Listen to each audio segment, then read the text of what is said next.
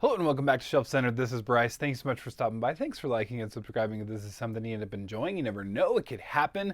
Well, it's that time of the year. It's the end of the year, and it's time to start looking toward the next year as far as anticipated releases, especially in science fiction. It's just, at this point, there's quite a bit of books that have been announced, so I'm very excited for this. So we're going to do the top 10 that I am excited for next year. I'm sure with a list like this, there's always something that I find that I forgot or missed or anything. So we'll put that in either the comments or the description down below if I did miss any, which inevitably I do. So let's jump into the year. So going by month in January, and we're going to skip probably some months, but in January we've got Death of the Author by Nnedi Okorafor. That's going to be on the 14th of January. Okorafor is an author that I've been meaning to read for some time. I've heard a lot of great things, and so maybe this is a great time to start. But the premise of this is pretty cool, and so at first I thought it might have been a fantasy, and then I look into it and I'm like, no. This is definitely sci-fi. So anyway, looks cool. All right, then in February, on the 27th, we've got Adrian Tchaikovsky's book Shroud. Service Model is the latest that I have from him, and I need to read more. I did just finally read some Adrian Tchaikovsky last year, and it was Guns of the Dawn, and it was excellent, so I definitely am going to be reading a lot more Tchaikovsky in my future.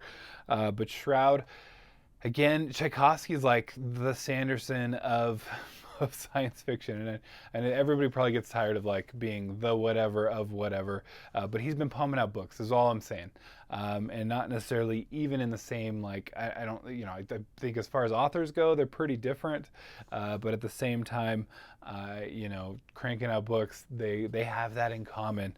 I think Tchaikovsky had like 3 or 4 books released last year, something like that. And again, already early in 2025, he's got books coming out.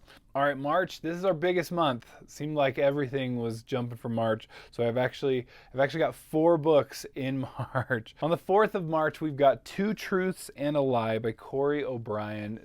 It was an interesting premise, so definitely go check that one out. And I'd never heard of this author before, so anyway, one of those that was intriguing enough, and I like the cover too, so a lot of things going for it. Then this is an author that has been on my list for some time and kind of is in the Brandon Sanderson crowd, has co-written a book with Brandon Sanderson, which was the original, but then we got The Martian Contingency by Mary Robinette Kowal, and I hope I'm pronouncing that right. That's going to be on the 18th of the month of March.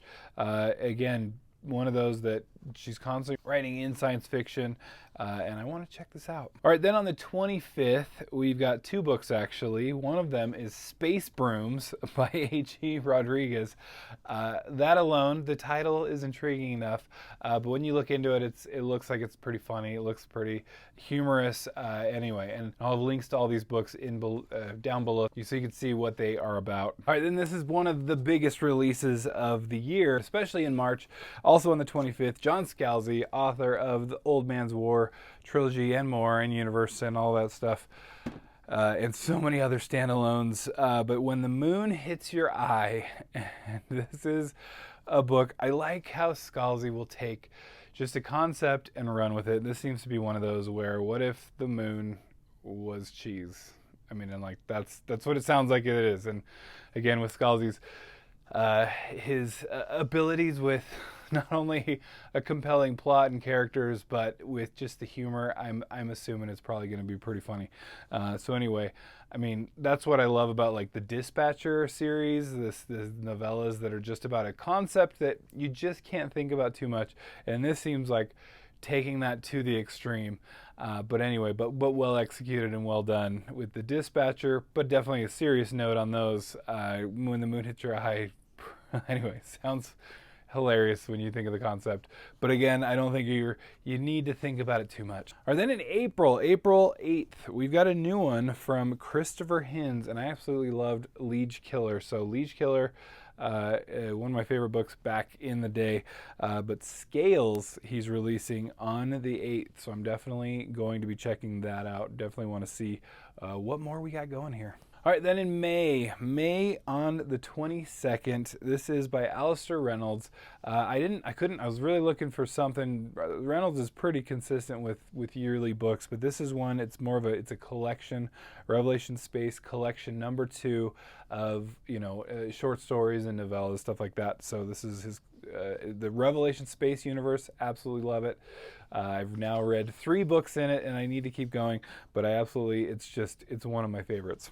All right, then we're going to skip a couple months down into October of the year, which is pretty amazing, actually. There's usually a lot more at the beginning of the year that get announced, and then it's less and less as the year progresses.